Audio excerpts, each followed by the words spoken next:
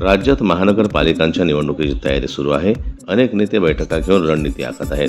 शिवसेना उद्धव बाळासाहेब ठाकरे पक्षाकडून मुंबईत मोर्चे बांधणी देखील सुरू आहे. अशातच आता मुंबई महानगरपालिकेच्या निवडणुकीपूर्वी उद्धव ठाकरेंच्या शिवसेनेची ताकद वाढली आहे. जोगेश्वरी पश्चिम येथील माजी नगरसेवक चंगेज मुलतानी यांनी त्यांच्या सहकाऱ्यांसह आज मातोश्री येथे शिवसेनेच्या ठाकरे गटात प्रवेश केला.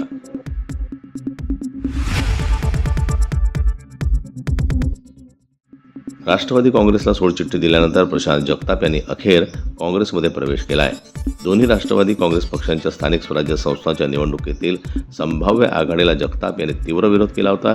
ही आघाडी कार्यकर्त्यांच्या विचारधारेविरुद्ध असल्याचं त्यांचं मत होतं.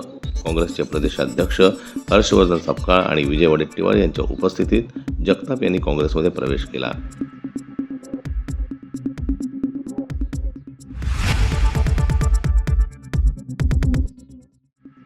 महाराष्ट्रात येऊ घातलेल्या महापालिका निवडणुकीतही घराणेशाहीचा पॅटर्न दिसण्याची शक्यता आहे.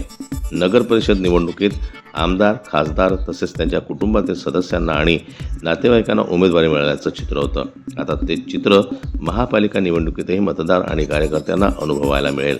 राज्यातील अनेक नेत्यांनी आपल्या कुटुंबातील सदस्यांसाठी उमेदवारी मिळवण्यासाठी आतापासूनच लॉबिंग सुरू केलं आहे.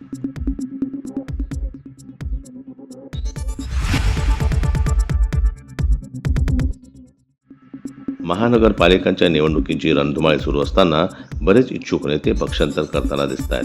त्यामुळं राजकीय समीकरणं बदलताना दिसत आहेत. अशातच आता लातूरमध्ये काँग्रेसला मोठा धक्का बसला आहे.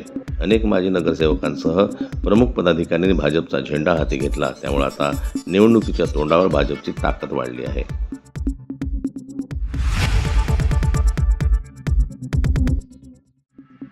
महापालिका निवडणुकीसाठी जिथे जिथे भाजप आणि शिवसेना शिंदे गटासोबत युती होणार नाही, तिथे तिथे राष्ट्रवादी अजित पवार गट, राष्ट्रवादी शरद पवार गटासोबत युती करण्याच्या तयारीत आहे. याच पार्श्वभूमीवर आता दोन्ही राष्ट्रवादीच्या विलिनीकरणाची देखील चर्चा सुरू झाली आहे.